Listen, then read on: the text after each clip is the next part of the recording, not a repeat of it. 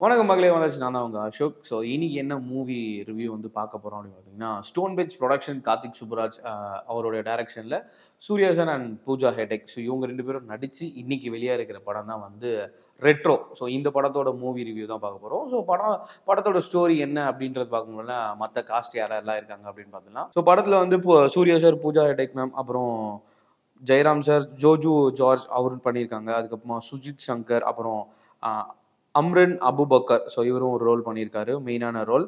And then Nassar sir, Prakash Raj sir, அப்புறமா வந்து Taanakkaran Tamil. So அந்த படத்துடைய டேரக்டர் அவரும் வந்து இதில் ஒரு முக்கியமான ரோல் பண்ணியிருக்காரு அப்படின்னு சொல்லணும். ஸோ ஸ்டோரி எங்கேருந்து ஸ்டார்ட் ஆகுது அப்படின்னு பார்த்தீங்கன்னா, தூத்துக்குடி ஹார்பர் அந்த மாதிரியான ஒரு பிளேஸ் காமிக்கிறாங்க. அங்கே வந்து ஒரு வயசானவர் வந்து அவருடைய குழந்தைய வச்சுட்டு நிற்கிறாரு. நம்ம சாய் தீனா அவங்க வந்து அந்த இடத்துக்கு வராங்க. என்ன அப்படின்னா, எங்கள் மாமாவை ஜெயிக்கணும் அப்படின்னா இவர்கிட்ட இருக்கிற சரக்கு எல்லாத்தையும் நம்ம வந்து கொள்ளடிக்கணும் அப்படின்னு சொல்லிட்டு உள்ளே போகிறாங்க. ஸோ உள்ளே போனவுடனே அந்த வயசானவரை வந்து கொன்னுட்டு அங்கே இருக்கிற திங்ஸ் எல்லாத்தையும் இவங்க திருடிட்டு போகிறாங்க. அங்கேருந்து இன்னொரு ஆள் வந்து நம்ம ஜோஜு அவர்கிட்ட வந்து போகிறாங்க. ஸோ இந்த மாதிரி நம்ம வாட்ச்மேனை சாவடிச்சுட்டு அவர் வந்து எல்லாத்தையும் எடுத்துகிட்டு போயிட்டாரு அப்படின்னு சொல்கிறாங்க. ஸோ ஜோஜு வந்து அவரோட ஒய்ஃப் கூட ஒரு கோயிலில் உட்காந்துட்டு இருக்காங்க. ஸோ அங்கே வந்து பார்த்திங்கன்னா அந்த கிருஷ்ணர் அவங்கள பற்றியான ஒரு ஸ்டோரி வந்து அங்கே சொல்லிட்டு இருக்காங்க.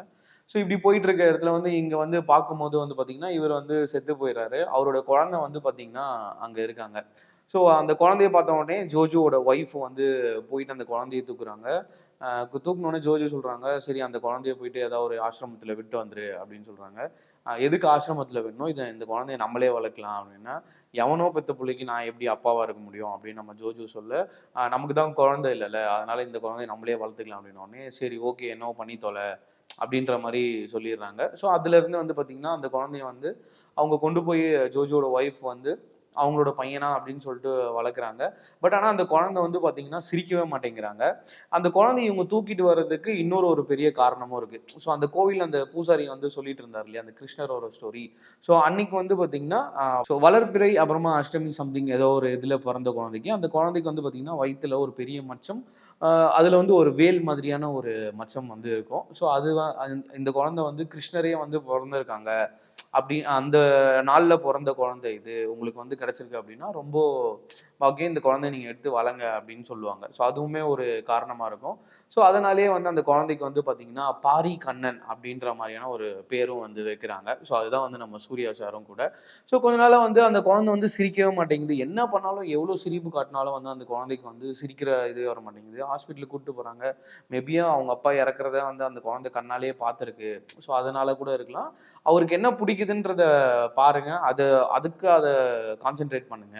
ஸோ அப்போ வந்து தன்னால வந்து எல்லாமே மாறிடும் அப்படின்ற மாதிரி சொல்ல கொஞ்சம் கொஞ்சமாக பார்த்துட்டே வராங்க. ஸோ அப்படி வந்து பார்த்தீங்கன்னா இந்த ஃபைட் சீன்ஸ், இந்த படத்தில் வர ஃபைட் சீன்ஸ்லாம் வந்து எங்கள் அப்பா மாதிரியே அவங்க சண்டை போடுறாங்க அப்படின்னு சொன்னோடனே அவங்க அப்பா வந்து ஜோஜு வந்து என்ன பண்ணுறாரு, யாருக்கு யாரா அப்பேன் அப்படின்ற மாதிரி ஒரு வெறுப்பை வந்து அடிக்கடி வந்து அந்த குழந்தை மேலே காமிச்சிட்டே இருக்காங்க. ஆனால் அந்த அம்மா வந்து தன்னோட முழுமையான பாசத்தை வந்து அந்த குழந்தை கொடுத்துட்டே இருக்காங்க. சரி ஓகே இவனுக்கு சண்டை தான் பிடிக்குது அப்படின்ட்டு ஒரு கராத்தா கிளாஸுக்கு எடுத்துகிட்டு போயிட்டு விட்றாங்க. சின்ன பையன்லேருந்து ஒரு 10-12 வயசு பையனாக வந்து மாறுறான். ஸோ அவங்க அம்மாவும் வந்து உடல் முடியாமல் சாவுற நிலைமையில வந்து சொல்கிறாங்க, நீ எங்களுக்கு பிறந்த குழந்தை கிடையாது, நீ வந்து எங்கள் வாட்ச்மேனோட பையன், எங்களுக்கு குழந்தை இல்லாதனால எடுத்து நாங்கள் உன்னை வந்து வளர்த்துட்ருக்கோம். நான் போனதுக்கு அப்புறமாவும் வந்து நீ கவலைப்படாத, என்ன ஆனாலும் அவர் தான் உங்கள் அப்பா அப்படின்னு வந்து சொல்லிட்டு அவங்க இறந்து போயிடுறாங்க. ஸோ இறந்தவங்கள இங்கேருந்து காசியில் கொண்டு போயிட்டு எரிக்கணும் அப்படின்னு சொல்லிட்டு அவங்கள கொண்டு போயிட்டு காசியில் வந்து எரிக்கிறாங்க. எரிச்சிட்டு உட்காந்துட்டு இருக்கும் போது அந்த பூசாரியும் ஜோஜுவும் வந்து பேசிக்கிறாங்க, இவனை இப்படியே விட்டு போயிடலாம், எதுக்கு இவனை வேற தூக்கிட்டு போயிட்டு அப்படின்னா, இல்லை இவன் உங்ககிட்ட வந்திருக்கான் அப்படின்னா உங்களுக்கு ஒரு விஷயம் நடக்கணும்னு இருக்கு, அது வந்து கடவுள் வந்து கொடுத்துருக்காரு. ஸோ அது முடிகிற வரைக்கும் அவங்க கூடயே இருக்கட்டும் அப்படின்னு சொல்றதுக்கும், கீழே அவங்க அம்மா எரியறதை பார்த்து ரொம்ப சோகமாக உட்காந்துட்டு இருக்கும் போது ஒரு குட்டி பொண்ணு வந்து பக்கத்தில் வந்து உட்காடுறாங்க. உங்க அம்மாவும் நான் செத்ததுக்கு அப்புறம் அழக்கூடாதுன்னு சொல்லியிருக்காங்களா அப்படின்ற மாதிரியான விஷயங்கள் பேசி இவர் மச்சத்தை பார்த்த உடனே உன் பேர் என்ன அப்படின்னு கேட்டோடனே என் பேர் பாரி அப்படின்னோடனே பாரி வேலா அப்படின்ற மாதிரியான கேட்குறாங்க. ஸோ அந்த இடத்துல அவங்க 2 பேரும் பிரிஞ்சு போயிடுறாங்க. அதுதான் அந்த ஹீரோயினாவும் இருக்காங்க. ஸோ அந்த சீனோட வந்து கேட்டுட்டு அவங்க வீட்டில் இருந்து கூப்பிட்றாங்கன்னு போயிடுறாங்க. இவர் கூப்பிட்டு வந்துடுறாரு. அந்த தென் ரிட்டன் வரும்போது வந்து பார்த்தீங்கன்னா ஜோஜு வந்து ட்ரெயினில் வந்துட்டு இருக்கும்போது செம்ம போதையில் வந்து மட்டையாயிடுறாரு. அந்த தென் வந்து இந்த சாயிதினா வந்து திரும்ப வந்து இவரை நம்ம கொண்டுடணும் அப்படின்றதுக்காக தன்னோட ஆட்களோட வரும்போது இந்த சூர்யா இருக்கார் இல்லையா, இவர் வந்து கராத்தால வந்து பயங்கரமான ஒரு ஃபைட்டராக வந்து இருக்காரு. ஸோ அந்த ஒரு 12-13 வயசுலேயே வந்து அவங்க எல்லாரையுமே வந்து அடிச்சுட்டு அவங்க அப்பாவை இவன் தான் வந்து காப்பாத்துறாரு. ஸோ அன்னிலேருந்து வந்து பார்த்தீங்கன்னா, வாடா மவனே நீ தான் என் பையன் அப்படின்ற மாதிரியான ஒரு ஒரு பாசத்தை வந்து ஜோஜு வந்து அந்த பையனுக்கு காமிச்சு, இவருக்கும் வந்து 2வது மேரேஜ் ஆயிடுது. 2வது மேரேஜ் ஆகி அவருக்கும் ஒரு பையன், ஒரு 10 வயசுல ஒரு பையன் இருக்காங்க. அதுக்குள்ளே வந்து சூர்யாவும் வந்து வளர்ந்துடுறாரு. ஸோ அந்த சமயத்தில் வந்து பார்த்தீங்கன்னா, டைரெக்டாகவே வந்து சூர்யாவோட அந்த கல்யாண நிகழ்வு அப்படிதாங்கிறாங்க. கல்யாணத்துக்கு முன்னாடி வந்து அந்த தூத்துக்குடியில் இருக்கிற எல்லா ரவுடிங்களையும் கூப்பிட்டு, இது மாதிரி எனக்கு கல்யாணம் ஆக போகுது. இதுக்கு முன்னாடி நான் என்னோட என்கிட்ட அடி வாங்கினவா இருக்கலாம், என்னை பகைச்சவனா இருக்கலாம். எல்லாருக்கும் சொல்லிக்கிறேன், நான் இன்னிலேருந்து இது எல்லாத்தையுமே விட்டு நான் என் பொண்டாட்டியோட நான் சந்தோஷமாக நாளைக்கு போகிறேன். அதனால எதுவாக இருந்தாலும் இன்னியோட விட்டுருங்க. அப்படி தொடர்ந்து வந்தீங்க அப்படின்னா என்ன ஆகும்னு உங்களுக்கே தெரியும் அப்படின்னு சொல்லிட்டு கல்யாணத்துக்கும் போயிடுறாரு. ஸோ கல்யாண வேலைகள்லாம் நல்லா போயிட்டு இருக்கு. கல்யாண மேடையில் வந்து நிற்கிறாங்க. அப்புறமா அந்த பாட்டு வருது, எல்லாமே போகுது. அந்த பாட்டு முடிகிற நேரத்தில் ஜோஜு வந்து வராரு. ஸோ வந்த உடனே வந்து பார்த்தீங்கன்னா, அவரை தனியாக மணமேடையிலேருந்து உங்ககிட்ட வா ஒரு விஷயம் பேசணும் அப்படின்ட்டு மேலே கூப்பிட்டு போயிடுறாரு. இந்த மாதிரி அந்த ஆப்பிரிக்காவுக்கு வந்து நீ அந்த தங்க மீனை வந்து நீ அனுப்பலையா அப்படின்னு கேட்குறாரு. உடனே வந்து ஒரு சின்ன ஃப்ளாஷ்பேக் போகுது.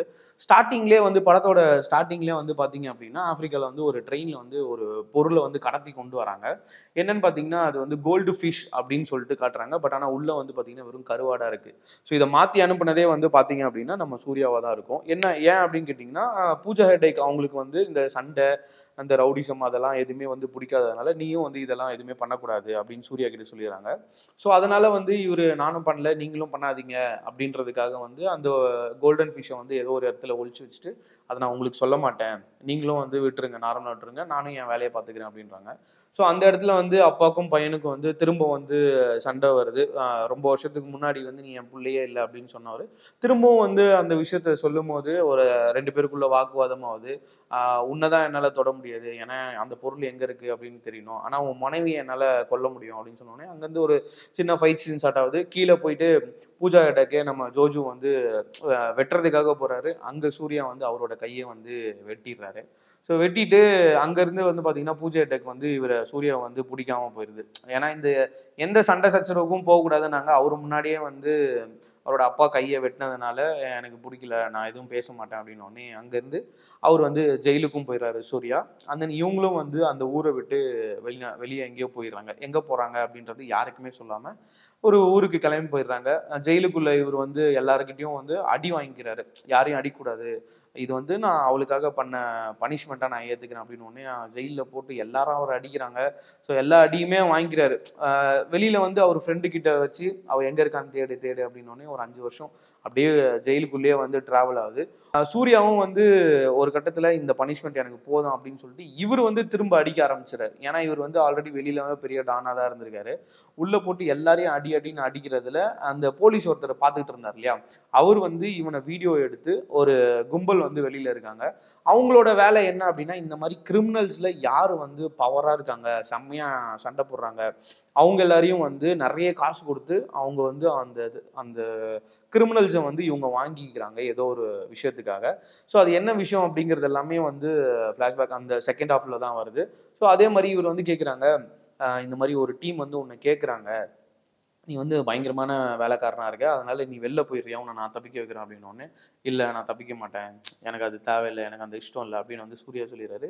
ஏன்னா இந்த பூஜா ஹெக்டே வந்து எங்கே இருக்காங்க அப்படின்னு தெரியாததுனால தேடிட்டு இருக்கிறதுனாலனா, ஒரு கட்டத்தில் வந்து பூஜா ஹெக்டே வந்து எங்கே இருக்காங்க அப்படின்றது அவங்க ஃப்ரெண்ட்ஸ் வந்து கண்டுபிடிக்கிறதுனால, இப்போ நான் தப்பிக்கிறேன் அப்படின்னு வந்து ஒரு 5 வருஷம் கழிச்சு வந்து சொல்றாரு. இப்பா உனக்கு இப்பயாச்சும் தோணுச்சு அப்படின்ட்டு வெளியே போறாரு. வெளியே போனோடனே அவங்க கூட போக மாட்டேங்கிறாரு. அவங்க எல்லாரையுமே அடிச்சு போட்டு பூஜா ஹெக்டே எங்க இருக்காங்க அப்படின்னா அந்தமான்ல ஒரு தீவுல வந்து இருக்கிறாங்க. ஸோ அந்த தீவுக்கு வந்து போறாரு. ஸோ இதுதான் வந்து ஃபர்ஸ்ட் ஹாஃப். ஸோ இங்கேருந்து அங்கே போய் அவர் வந்து அந்த பூஜா ஹெக்டேக்கை பார்த்தாங்களா? ஸோ பூஜா ஹெக்டேக்கை பார்க்கறதுக்காக ஒரு காரணம் தேவைப்படுது. அங்கே நான் எப்படி போய் நான் அவளை மீட் பண்ணோம் அப்படின்றது. அந்த காரணத்துக்காக வந்து பார்த்தீங்கன்னா நம்ம ஜெயராம் சாரை வந்து மீட் பண்ணுறாரு. ஸோ ஜெயராம் சார் யார் அப்படின்னு பார்த்தீங்கன்னா, இவர் வந்து லாஃபிங் தெரபிஸ்ட்.